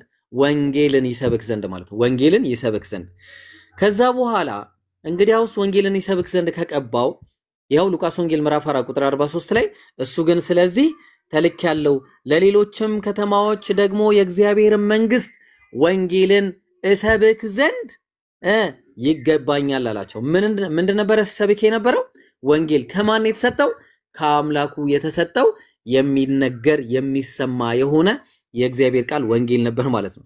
ማቴዎስ ላይ ሉቃስ አይተናል። ማቴዎስ እንይ ደግሞ ማቴዎስ 4:23 ላይ ኢየሱስን በምኩራባቸው ያስተማረ የመንግስትንም ወንጌል እየሰበከ በህዝቡም ያለውን ድዊና ህማምን ሁሉ እየፈወሰ ወደ ገሊላ ሁሉ ይዞር ነበር አለ። ስለዚህ ወንጌል ነበር ሲያስተምር የነበረው ማለት ነው። እሺ ወደ ዋናው ፖይንቴ ከመምጣቴ በፊት አንድ ጥቅስ እዚህ ልስጣችሁ። ማርቆስ ወንጌል ምዕራፍ 1 ቁጥር 15 እና 14 እና 15 ላይ ኢየሱስም አልፎ ከተሰጠ በኋላ ኢየሱስ የእግዚአብሔርን መንግስት ወንጌል እየሰበከና ዘመኑ ተፈጸመ አለ። የእግዚአብሔርን መንግስት ቀርባለች፣ ንስሐ ግቡ፣ በምንም እመኑ ሲል ነበር። በወንጌልም እመኑ እያለ ወደ ገሊላ ወጣ ይላል። ጥያቄያችን ምንድነው? ኢየሱስ ይሄንን ወንጌል በሚሰብክ ጊዜ የማቴዎስ ወንጌል አልነበረም፣ የሉቃስ ወንጌል አልነበረም፣ የዮሐንስ ወንጌል አልነበረም፣ የማርቆስ ወንጌልም አልነበረም፣ 40 ምናምን ወንጌሎችም አልነበሩም። የነበረው አንድ ወንጌል ነው። እሱም ከአምላክ ሲሰማ የነበረ ኢየሱስ ከአምላኩ ሰምቶ ሲያስተላልፈው የነበረው የተቀባበት ወንጌሉ ነበር ማለት ነው። አያችሁ? ስለዚህ ይሄ ወንጌል ከአምላክ የተሰማ ወንጌል ነው ማለት ነው። ለዛ ነው ይሄ ወንጌል ሉቃስ ወንጌል ምዕራፍ 5 ቁጥር 1 ላይ ህዝቡም የእግዚአብሔርን ቃል እየሰሙ አለ። የማንን ቃል? የእግዚአብሔርን ቃል እየሰሙ አለ። ኮሜንት አታፍናቸው እሺ ሀቢቢ፣ ችግር የለውም አታፍናቸው። ስለዚህ ምንድነው? የእግዚአብሔር ቃል ነበር ሲሰማ የነበረው የማን ነው? የእግዚአብሔር ቃል ነበር ማለት ነው። ጥያቄያችን ግን አሁን ያለው ወንጌል ምንድነው ብለን ስንል አሁን በደንብ ልብ አድርጋችሁ አዳምጡኝ። በደንብ ልብ አድርጋችሁ አዳምጡኝ። ከዚህ በኋላ ሉቃስ ወንጌል ምዕራፍ 3 ቁጥር 23 ላይ ኢየሱስም ሊያስተምር ሲጀምር እድሜው 30 ዓመት ያልሆኑት ነበር አለ። ምንድነው የሚያስተምረው? ወንጌልን። ጥያቄያችን ከዛ በፊት የነበረው ወንጌል ነው ወይስ የህይወት ታሪክ ነው ብለን ስንል መጽሐፍ ይመልስልን። አሁንም ማቴዎስ ወንጌል ምዕራፍ 1 ቁጥር 1 ላይ የዳዊት ልጅ የአብርሃም ልጅ የኢየሱስ ክርስቶስ ትውልድ መጽሐፍ ነው። አሁን በእጃችሁ የያዛችሁት ይሄንን ነው ጋይስ። በእጃችሁ የያዛችሁት መጽሐፍ የትውልድ መጽሐፍ እንጂ ወንጌልን አይደለም የያዛችሁት። የኢየሱስ የትውልድ መጽሐፍ ነው ተብሎ ነው የተቀመጠው። እንዴት ነው ካላችሁኝ ያው ላሳያችሁ የትውልድ መጽሐፍ መሆኑ። ለምሳሌ ሉቃስ 3:23 ላይ ተመልከቱ ምን እንደሚል። ያው ከዚህ ጀምሮ እንዳለ ማለት ነው እንዳለ ይሄው ተመልከቱ። ኢየሱስም ሊያስተምር ሲጀምር እድሜው 30 ዓመት ሆኖት ነበር እንደመሰላቸው። አያውቁትም እርግጡን ራሱ። የዮሴፍ ልጅ ሆኖ የኤሊ ልጅ፣ የማቲ ልጅ፣ የሌዊ ልጅ፣ የሚልኪ ልጅ፣ የዮና ልጅ፣ የዮሴፍ ልጅ፣ የማታ ይሄን ነበር ወይ ከአምላኩ ሲሰማ የነበረው? ይሄንን ነበር ከአምላክ ሲሰማ የነበረው እውነቱ ኢየሱስ ነው? ይሄ ታሪክ መጽሐፍ ነው። ለዛ ነው ሉቃስ ምን ብሎ ይነግረናል? ሉቃስ ወንጌል ምዕራፍ 1 ከ1 እስከ 4 ላይ የከበርክ ቴዎፍሎስ ያለ የከበርክ ቴዎፍሎስ የሚለውን ከአምላኩ አልሰማም ኢየሱስ። የመጀመሪያው ነገር የተጻፈውም ለቴዎፍሎስ ደብዳቤ ነው፣ የግል ደብዳቤ ነው የተጻፈው። ለቴዎፍሎስ የተጻፈ ደብዳቤ ነው፣ የወንጌል አካልም አይደለም። ይሄ ምን አለ? ከመጀመሪያው በአይን ያዩት አለ፣ በአይኑም አላየም። ሉቃስ ተብሎ ይነገረን እንጂ ሉቃስም አልጻፈውም ይሄንን መጽሐፉን ራሱ። እሱንም በኋላ እናየዋለን። ከመጀመሪያው በአይን ያዩት አለ፣ የአይን እማኝ አልነበረም። የቃሉ አገልጋዮች የሆኑት አለ፣ የቃሉ አገልጋይም አልነበረም። እንዳስተላለፉልን አለ። እነማ ማን ናቸው እነሱ ያስተላለፉት? እነማ? ምንም የነገረን ነገር የለም። በእኛ ዘንድ ስለተፈጸመው ነገር ብዙዎች አለ። ልብ አድርጉ ጀማው፣ ብዙዎች ታሪክን ለማዘጋጀት በየተራው ታሪክን ለማዘጋጀት ስለሞከሩ ምንድነው የተዘጋጀው? ታሪክ የተዘጋጀ ታሪክ። ብዙዎቹ ደግሞ ባያዘጋጁ እሱ አያዘጋጅም ነበር። ያ ጀማ ባያዘጋጁ አያዘጋጅም ነበር። ስለዚህ የታሪክ መጽሐፍ እንጂ ራሱ አምላክ ለኢየሱስ የነገረው መጽሐፍ አይደለም። ይሄ መጽሐፍ የተበረዘ መጽሐፍ ነው። በየተራው ለማዘጋጀት ስለሞከሩ እንዲህ አለ። ከዛ እኔ ደግሞ ስለተማርከው ቃል እርግጡን እንድታውቅ በጥንቃቄ ሁሉም ከመጀመሪያ ተከትዬ በየተራው ልጽፍልህ መልካም ሆኖ ታየኝ አለ። የራሱ መልካም እይታ ነው ያጻፈው። የራሱ መልካም እይታ። ስለዚህ የአምላክ ቃል ሳይሆን ብዙዎች ታሪክን እንዳዘጋጁ አይቶ ታሪክን ያዘጋጀ። ታዲያ አላህ ስለዚህ ነገር ምን ይላል? ቁርአን ላይ በሱረቱል ኢምራን ምዕራፍ 3 ቁጥር 71 ላይ እንዲህ ይላል። ተመልከቱ። የመጽሐፍቱ ሰዎች ሆይ አላቸው፣ ክርስቲያንና አይሁዳውያንን ሲወቅስ ማለት ነው። እንዲህ ሊላቸው ነው። እውነትን በውሸት ለምን ትቀላቀላላችሁ? ለምንድን ነው የምትቀላቀሉት? የአምላክ ቃል የሆነውን የአምላክ ቃል ያልሆነውን የአምላክ ቃል አድርጋችሁ ቀላቅላችሁ ለምንድን ነው የምታስቀምጡት? እናንተ የምታውቁ ስትሆኑ ለምን እውነትንስ ትደብቃላችሁ አላቸው። ልብ አድርጉ።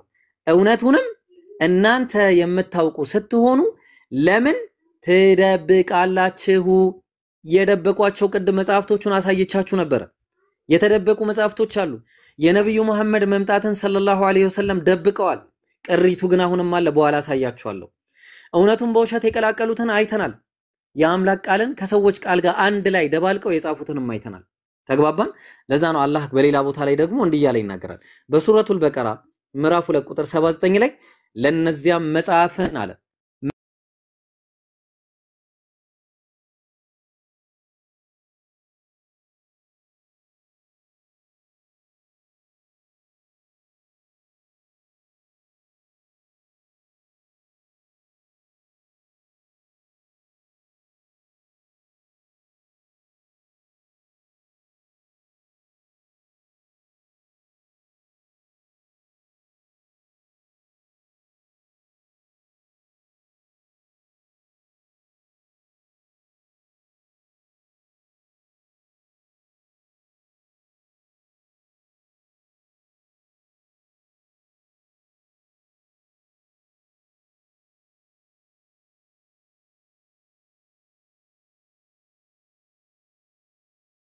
የነበረው ቃል ነበር። ያ ከአምላኩ ሲሰማ የነበረው ቃል ምንድነው? እሱ ዳህራዊ ማን ነው? የመጀመሪያ ወንጌል ወይ ደግሞ ቀዳማዊ ወንጌል ወይ ደግሞ ፕሮቶስ ጎስፔል በመባል የሚታወቀው ነው ማለት። አያችሁ? ያ ወንጌል ይሄ አይደለም። ልብ አድርጉ። የማቴዎስ፣ የማርቆስ፣ የሉቃስ፣ የዮሐንስ አይደለም። የማቴዎስ ወንጌል ከ70 እስከ 110 ነው የተጻፈው። ልብ አድርጉ። ኢየሱስ በዚህ ዘመን አልነበረም። ማርቆስ እስከ 60 እስከ 70 ይገመታል። በዚህ ዘመን ኢየሱስ አልነበረም። ሉቃስ ከ60 እስከ 90 በዚህ ዘመን ኢየሱስ አልነበረም። ዮሐንስ ከ90 እስከ 100 በዚህ ዘመን ኢየሱስ አልነበረም። ኢየሱስ አያውቃቸውም እነዚህ መጽሐፍቶች። እነዚህ የግል ደብዳቤዎች ሰዎች ያዘጋጃቸው መጽሐፍቶች እንጂ ከአምላክ ሲነገሩ የነበሩ መጽሐፍቶች እንዳልሆኑ በግልጽ ልታውቁልኝ እፈልጋለሁ ማለት ነው። ለዛ ነው አንድ ጊዜ ቀደም ስነግራችሁ የነበረ ነገር አለ እና ዳግማዊ ወንጌል የሚባለው ወይ ደግሞ ዴትሮ ጎስፔል የሚባለው ለምሳሌ ሐዋርያት ሲያዘጋጇቸው የነበሩ መጽሐፍቶች አሉ። ቆይ እስቲ አንድ ነገር ላሳያችሁ። ቲክቶክ ላይ ገብቼ የሚገርም ነገር ላሳያችሁ አንድ ጊዜ። እሺ ስለ ጠይቀዋል። ኧረ እንኳን ጠየቁ ምን አገባኝ። እሺ ኦልራይት። እሺ ወይኔ አካውንቴ። እሺ ምን አለ መሰላችሁ? ኦኬ ይሄው ልብ አድርጉና በጣም ምን አልሽኝ? ወጣ ለሶስት ቀን ነው እኔ ሊቆጨኝ። አይሽ የውሱ ስለተዘጋ በጣም ደብሮኛል። ታውቂያለሽ መዘጋቱ። ለዛ ነው የውሱም ዘግቶ ዲያቆን ያረጋል ያበ ቆይሽ አንዴ አዳምጪ ሂዊ። እሺ ቆይ ሂዊ አንዴ አዳምጡ። ትምህርት ነው። እሺ አንድ በቃ ጨርሻለሁ ኦሬዲ። እና በዘመን ሐዋርያት ከዛም ቀጥሎ እስከ 3ኛ 4ኛ ዓመት ድረስ የሐዋርያትን ስም የያዙ የተለያዩ መጽሐፍት ይሰራጩ ነበር። አሁን እኛ በብዙ ነገር እድለኞች ነን። ለምን? ወንጌሉ ራሱ ተለክቶ 4 ነው። መልእክታቱ ተለክተው ተሰጥተውናል። አሁን የትኛው ወንጌል ነው ትክክሉ ብለን አንቸገርም። የተሰጠውን መጠቀም አቅቶን ካልሆነ ወደ 2ኛው 3ኛው ዓመት እንመለስና በሐዋርያት ስም ይሰራጩ የነበሩትን ወንጌል የሚል ስም ያላቸው እስኪ በጣም የታወቁትን ዋናዎቹን ብቻ ላንብብላችሁና ያኔ ብትኖሩ ኖሮ የትኛውን ትመርጡ ነበር? እስኪ ለራሳችሁ የቤት ስራ ወሰዱ። አንደኛ የቶማስ ወንጌል የሚባል ነበረ፣ ሁለተኛ የእንድሪያስ ወንጌል፣ ሶስተኛ የፊልጶስ ወንጌል፣ አራተኛ የማርቆስ ወንጌል፣ አምስተኛ የማቴያስ ወንጌል፣ ስድስተኛ የዕብራውያን ወንጌል፣ ሰባተኛ የመርቃያን ወንጌል፣ ስምንተኛ የግብፃውያን ወንጌል፣ ዘጠነኛ የባሲሊዲስ ወንጌል፣ አስረኛ የእውነት ወንጌል ጎስፔል ኦፍ ትሩዝ የሚሉት፣ 11ኛ የማርያም ወንጌል፣ 12ኛ የአራቱ ሰማያውያን ኃይላት ወንጌል፣ 13ኛ የይሁዳ ወንጌል፣ 14ኛ የሉቃስ ወንጌል፣ 15ኛ የናዝራውያን ወንጌል። ታከታችሁ አይደለ? 16ኛ የኢዮናውያን ወንጌል፣ 17ኛ የ12ቱ ወንጌል፣ የያዕቆብ ወንጌል፣ ወደ 25 ቢያንስ ዋና ዋና ይሰራጩ ነበር። ከነዚህ መካከል እነዚህ ሁሉ ውድቅ ሆነው ለምን አራቱ ብቻ ተመረጡ? ሁሉም ስህተትና ችግር ያለባቸው ሆነው አይደሉም። ግን ከአራቱ ውጭ የነበሩት በጣም ብዙዎቹ የክርስቶስን ሕማማት በግልጽ አያነሱም ነበር። ዋና ችግራቸው ያ ነበር። ለምሳሌ የቶማስ ወንጌል የመሳሰለው ይሄ ዘኢንፋንሲ ጎስፔል የሚባለው በጣም ትኩረት የሚያደርገው በጌታችን የልጅነት ዘመኑ ላይ ነው። ጌታችን ተአምራትን ማድረጉን ይናገራል። ጭቃውን እፍ ሲለው ወፍ መሆኑን ምናምን በፀሐይ ጮራ ላይ መቀመጡን ይሄ ችግር አልነበረውም። ግን ሕማማቱን አያነሳም፣ ዝም ነው፣ ዝም። አያችሁ። ስለዚህ አሁን እነዚህ ሁሉ ወንጌሎች ነበሩ እንደምታዩት። ለምንድን ነው ያልተቀበሏቸው? ሕማማቱን ስለሚያነሳ። ሕማማቱን ዝም ነው፣ በቃ አይናገርም ማለት። ሕማማት ማለት ታውቃላችሁ፣ ሕማማት ማለት ምንድነው የሚባለው? ይሄ ኢየሱስ መሰቀል፣ መገረፍ፣ መደብደብ፣ እነዚህን ሁሉ ያወራም። እነዚህ ሁሉ ይሁን የቶማስ ወንጌል፣ የጴጥሮስ ወንጌል፣ የያዕቆብ ወንጌል፣ የበርናባስ ወንጌል፣ የበርተሚሎስ ወንጌል፣ የመቅደላዊት ማርያም ወንጌል፣ የአራት ወንጌል እንዳለ በቃ 40 ምናምን የሚደርሱ ወንጌሎች ነበሩ። እነዚህ ሁሉ ወንጌሎች የኢየሱስን መሰቀል አያወሩም። ታዲያ አራቱ ብቻ አስታውሰዋቸው 40 ምናምን ረስተውት ነው? ለመሆኑ ይቀበላችኋል አእምሯችሁ? ለመሆኑ ረስተውት ነው እነዚህ ሁሉ? በጣም የሚገርም ነው። በጣም ረስተውት ማለት 40 ምናምን ረስተውት አራቱ ትዝ አላቸው። መቅደላዊት ማርያም ረሳችሁ፣ የኢየሱስን ሞትና ሕይወት ረሳችሁ። ልብ አድርጉ፣ መቅደላዊት ማርያም ረሳችሁ ማለት ነው። ቶማስ ረሳው፣ ጴጥሮስ ረሳው፣ ረስቶት ሳይጽፈው ማለት ነው።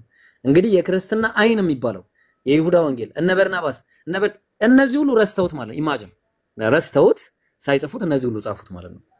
ስለዚህ ልብ አድርጉ ያጀማ፣ በደንብ አድርጋችሁ ልብ አድርጉ። ወንጌሉ የነበረ ወንጌል መጀመሪያ የነበሩት ወንጌሎች በጣም በሚገርም ሁኔታ መጀመሪያ ላይ የነበረው ወንጌል ጠፍቷል፣ የለም።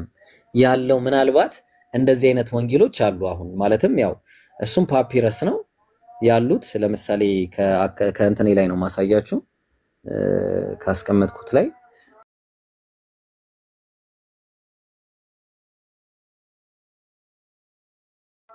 ይኸውላችሁ።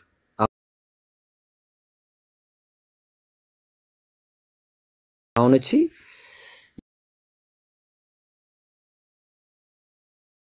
የዮሐንስ ወንጌል ቅሪት ነው የምትባለው።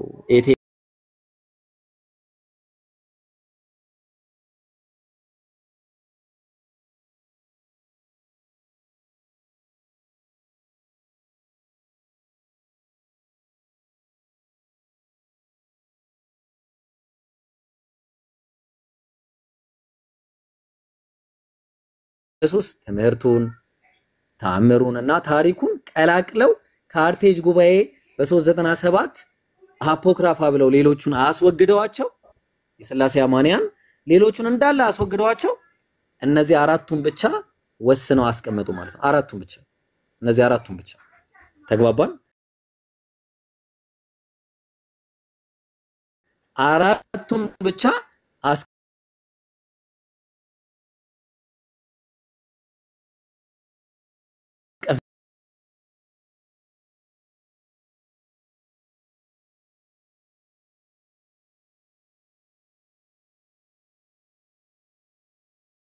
ያሉ የሚታወቁ መጽሐፍቶች አሉ።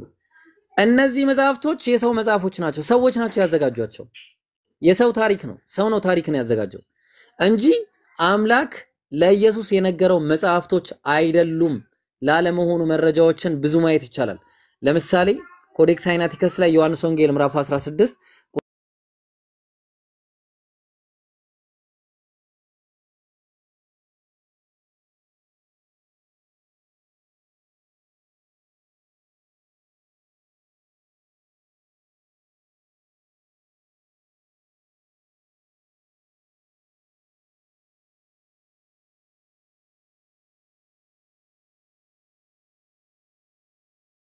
በግልጽ የሚለው በስውር የሚለው ነገር እንደዚህ አይነት ነገር በጣም የተለመደ ነው ባይብል ላይ። ማቴዎስ ወንጌል ምዕራፍ 9 ላይ ምን እያለ ይናገራል? ጻድቃንን እንጂ ማን ነው ለምሳሌ ምን ይላል? ኃጢአተኞችን እንጂ ጻድቃንን ልጠራ አልመጣውምና የሚለው ጭማሪ ነው። እነዚህ ሁሉ ያው ቀደም ያሳየዋችሁ ለምሳሌ ዮሐንስ ወንጌል ምዕራፍ 7 ከቁጥር 53 እስከ ዮሐንስ ወንጌል ምዕራፍ 8 ከቁጥር 11 ድረስ እንዳለ ጭማሪ ነው። ይሄ ሙሉ አቆም ኮዴክስ አይናቲከስ የለውም። ለምንድን ነው የተጨመረው? ግልጽ ነው። ማርቆስ ወንጌል ምዕራፍ 16 ከ8 ጀምሮ እንዳለ አይታወቅም። ኢትዮጵያ ውስጥ ደግሞ ያለ 8 ላይ ደግሞ የተጨመረ ለብቻ አለ። ኢትዮጵያ ውስጥ ብቻ የተጨመረ ያ ጀማ እነዚህ ሁሉ ማለት ነው። እንዴት አድርጎ ነው የሰው ልጅ የሚጨምረው? በአምላክ ቃል ላይ እንዴት ነው ይሄን ሁሉ የሚጨምረው?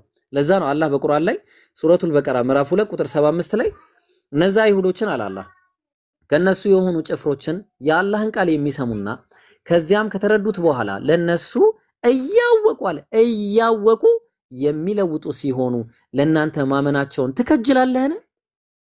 እንደሆነ እንዲያምኑ ትከጅላለህ? እንደዚህ አይነት ሰዎችን እያለ አላህ ይገረምባቸዋል ማለት ነው። ካበላሹትና ኢየሱስን ካስዋሻቸው ብናይ ደግሞ ኢየሱስ ያላለውን እንዳለው አድርገው ያስቀምጣሉ። ለምሳሌ ማርቆስ ወንጌል ምዕራፍ 2 ቁጥር 26 ላይ አብያተር ሊቀ ካህን በነበረበት ጊዜ ብሎ ዳዊት ወደ ቤተ መቅደሱ እንደገባ ተናገረ ብሎ ኢየሱስ ያስቀመጠልን ማርቆስ ነው። ወላኪን ብታዩት ግን አብያተር ሳይሆን አቢሜሌክ ሊቀ ካህን በነበረበት ጊዜ ነው። ኢየሱስን አስዋሹት። ኢየሱስን የሚያስዋሹ ሰዎች እኛ ኢየሱስ ይዋሻል ብለን አናምንም። ያጀማ ኢየሱስን ያስዋሹ እነ ማርቆስ እነ ዮሐንስ በጣም የሚገርም ነገር ላሳያችሁ። ቆይ እንደውምሽ የሚገርም ነገር ላሳያችሁ፣ የራሳቸው ምስክርነት። ቆይ አንዴ ላሳያችሁ። አንዴ ሳሚር ላይ ልግባና እኔ እኮ በጣም እንዴት አድርገን እንደ ወንጌል እንቀበለው። ሲጀመር ጸሐፊው አይታወቅም፣ ጨርሰናል እሱ ጋር ማለት ነው። አንድ ተገደለ ተብሎ የተነገረ አንድ ሰው ነበርና ምን አለ መሰላችሁ? ኢየሱስ ሲናገር ከጻድቁ ከአቤል ደም ጀምሮ በቤተ መቅደስና በመሰዊያ መካከል እስከገደላችሁት እስከ በራኪው ልጅ አለ። የበራኪው ልጅ ዘካርያስ ተገደለ ብሎ ነገረን። ያው የበራኪው ልጅ ዘካርያስ ልጅቷን መልሷት። እሺ አጀማ ዘካርያስ ተገደለ ብሏል። የተገደለው ግን ስናየው የዮዳሄ ልጅ ነው የተገደለው፣ መጽሐፉ ላይ የተገደለው። ኢየሱስን አስዋሽተው ከዛ ቀደም ያሳዩአችሁ የመጽሐፍ ቅዱስ መዝገበ ቃላት ምን ብሎ አስቀመጠላችሁ መሰላችሁ? ያጀማ ልብ አድርጉ። የበራኪው ልጅ በ5 ክፍለ ማን ነው ከክርስቶስ ልደት በፊት ከአጌ ጋር ተነስቶ በቤተ መቅደሱን ስራ እንዲፈጽሙ አይሁድ አነሳሳቸዋል። ዕዝራ 5 ማቴዎስ ወንጌል 23:35 ቀደም ያሳያችሁ የተጠቀሰው የበራኪው ልጅ ቢሆንም አለ ነገሩ ስለ ዮዳሄ ልጅ መወገር ያሳስባል አለ። ምናልባት አለ አሁን በደንብ ይሁን ምናልባት አንድ የድሮ ዘመን ጸሐፊ የአባት ስሙን ለውጦ ይሆናል። እንዴት እንቀበለው ታዲያ ይሄንን መጽሐፍ? ምናልባት ለውጦ ይሆናል እያለ እንዴት ነው የምንቀበለው? እንዴት እንረዳው? እሺ እንዴት እንረዳው? ያ ጀማ ምናልባት የአባት ስሙን ለውጦ ይሆናል አምነውበታል እኮ። ስለዚህ ማን አስዋሽቶታል ብላችሁ ስትሉኝ ይሄ ሰውዬ አስዋሽቶታል ኢየሱስን ማለት ነው። ይሄ ጸሐፊ ማቴዎስ ኢየሱስ ያላለውን እንዳለ አድርጎ አስዋሽቶታል ማለት ነው። እንዴት እንቀበለው? ሲሊ ድምር እንዴት ያቀታቸዋል? እሺ ለምሳሌ አሁን ሲሊ ወላሂ በጣም የሚገራርሙ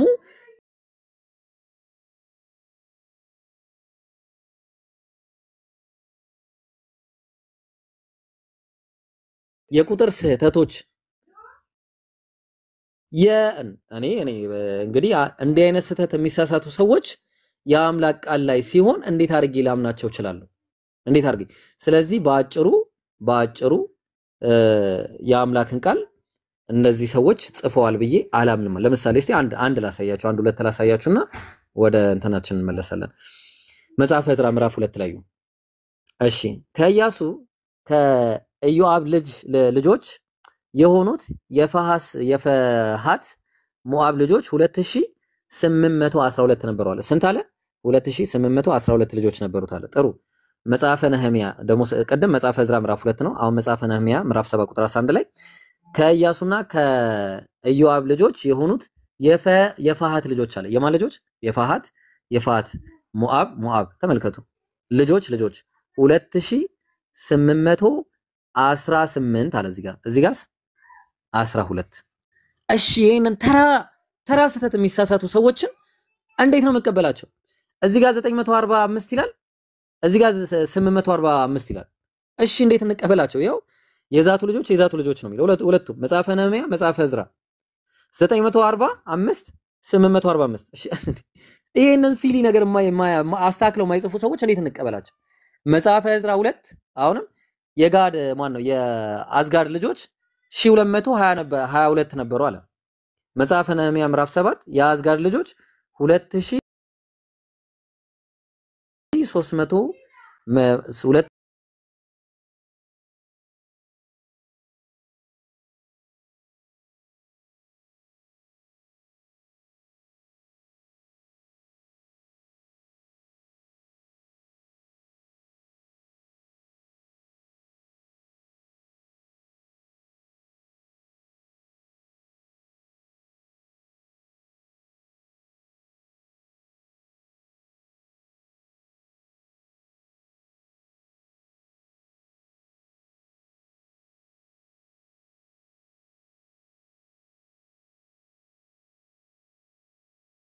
የባይብል ክሪቲሲዝም ስኮላር ያዘጋጁት መጽሐፍ ነው። ምን አሉ መሰላችሁ? እነሱ ራሳቸው የባይብል ስኮላሮች ኦል ጎስፔልስ አለ ሁሉም ጎስፔሎች ወንጌሎች ኦሪጂናሊ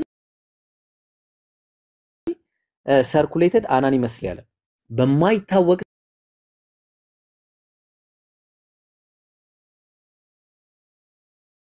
ሰው ዝም ብሎ ሲንከባለሉ የመጡ ናቸው። አውቶሪቴቲቭ ኔምስ ዌር ሌተር አሳይንድ አለ ስሞች ከዛ በኋላ ነው የተሰጣቸው። ከዛ በኋላ ስም የተሰጣቸው assigned to them by unknown figures in early church አለ በድሮ ቸርቾች ማን እንደሆኑ በማይታወቁ ሰዎች ስም ተሰጣቸው እንጂ አይታወቁም። እሺ ታዲያኛ ምን እናርግሽ? ያው ለምሳሌ እዚህ መጽሐፍ ላይም ተመልከቱ የማቴዎስ ወንጌል ላይ ምን እንደሚል ተመልከቱ። እንግዲህ ዴቪድ እንግዲህ ያዘጋጀው መጽሐፍ ላይ ነው። ያው የታወቀ ሰው ነው፣ ተራ ነገር አይደለም፣ ተራ ሰው አይደለም። አውተርሺፑ the gospel of Matthew is technically anonymous አለ አይታወቅም። ጻፊው አይታወቅም። እንደማ as are the other gospels አለ እንደ ሌሎቹ ጎስፔሎች ሁሉ ጻፊው ኦተርሺፑ አይታወቅም። እና ታዲያኛ ምን እናርገሽ? የማይታወቅ መጽሐፍ ይዘን እንዴት አድርገን ነው ልንቀበለው ምንችለው? እንዴት አድርገን? በዛ ላይ ደግሞ መጀመሪያ የተጻፈው የማርቆስ ወንጌል ነው። ተውት በቃ እነዚህ ካያችሁ ማበድ ነው። በቃ እነዚህ ማበድ ነው ካያችሁ። ኤኒዌይስ ይሄንን ይመስላል። በጣም ከብዙ በጥቂቱ ማለት ነው። ከብዙ በጥቂቱ ይሄንን ይመስላል። ጥሩ ትምህርት ነው ብዬ አስባለሁ ያገኛችሁት። ያጀማ ምን ትላላችሁ? ኦፓል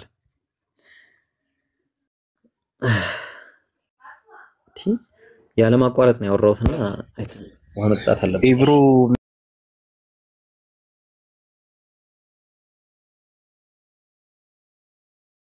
ምርጥ ትምህርት ነው። ቅድም ግን በሌላ እንትን እንዳትረዳው ዘግቶብኝ ነው።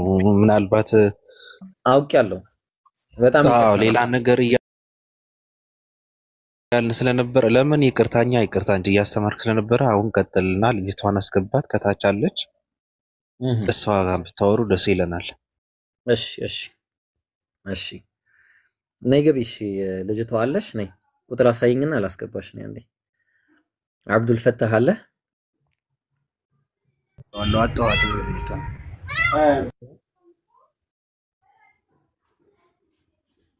ባቢ ሞዴሬተር ልስጥ ካገኛት ታስገባታለህ? አንዴ ቆይ እስቲ። አይ አያስፈልግም፣ ግን ኮሜንት እየጻፈች ነበረ። ለማንንም ሰውማ ኮሜንትን ሞዴሬተር መስጠት የለብህም። ምን ነው ሪፖርት እየተደረገ ነው። አንተን አምናለሁ፣ ችግር የለውም።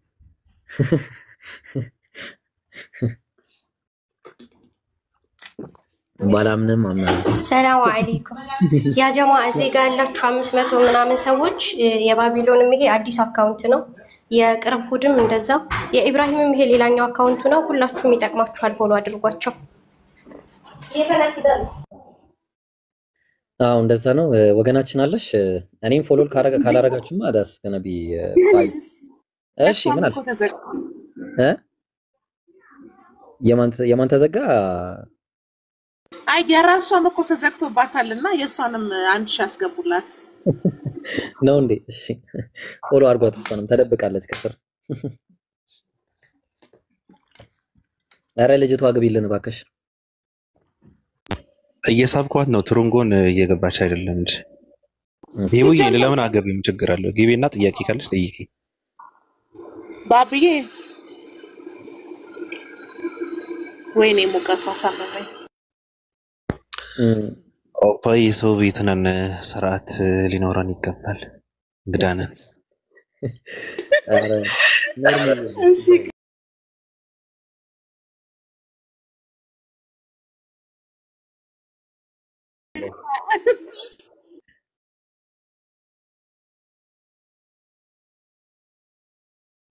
ኖርምዬ ነው ትላለህ። ያው የተረፈውን በውስጥ አውሩ።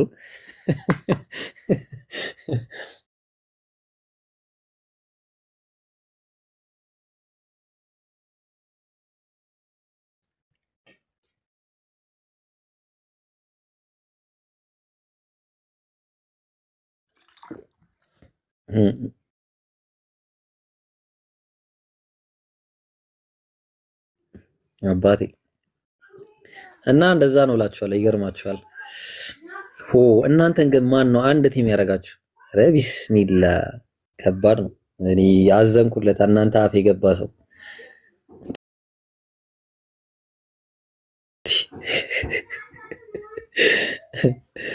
ሱብሃንአላህ። ማንን ነው ይብሮ? ኧረ ማንንም አረና 612 ሰዎች አሉና እነሱን እያናገርኩ ነው። ባቢ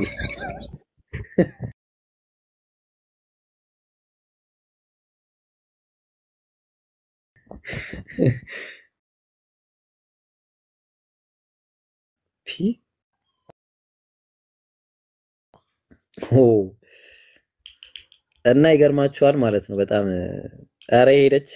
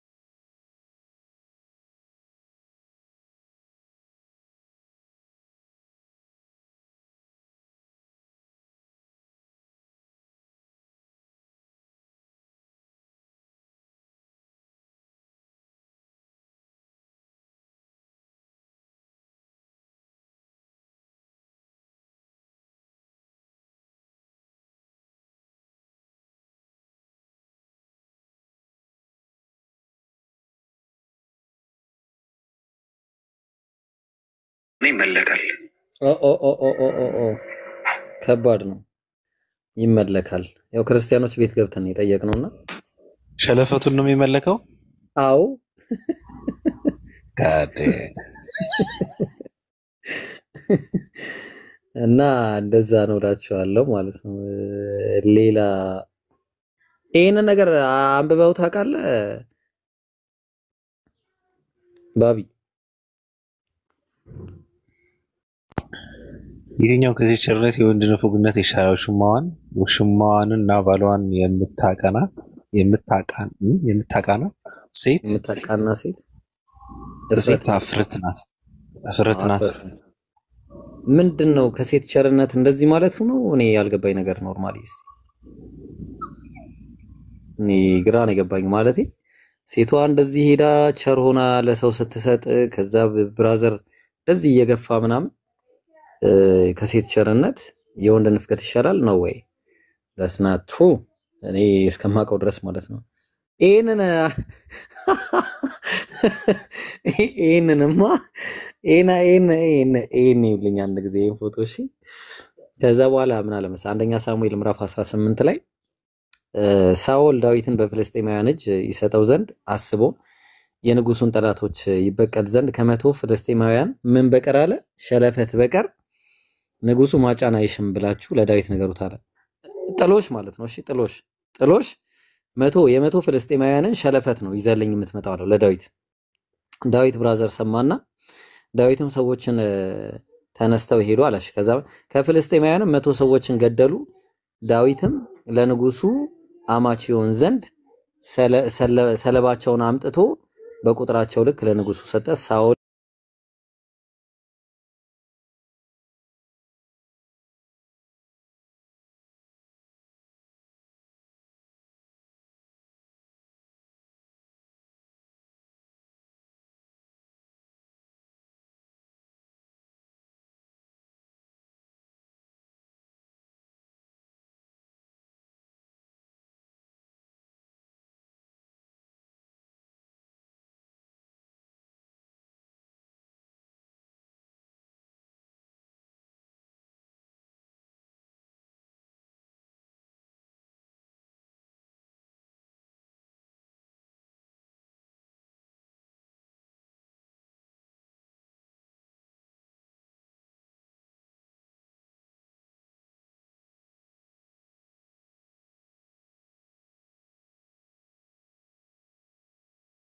ለምን እንደ ፕሮሰስ ዲዛይን እሱ አይደለም። አይ ይፈቀዳል እሱ ሳይሆን ኖርማል ነው። መጽሐፍ ቅዱሳዊ ትምህርት ስለሆነ ኖርማል ነው። እሱም አንዴ ሲገባ ያው ቦታ ለመልቀቅ ነው። ቦታ ትልቁ ላይ ላደረገው ብዬ ነው። ለዛ ነው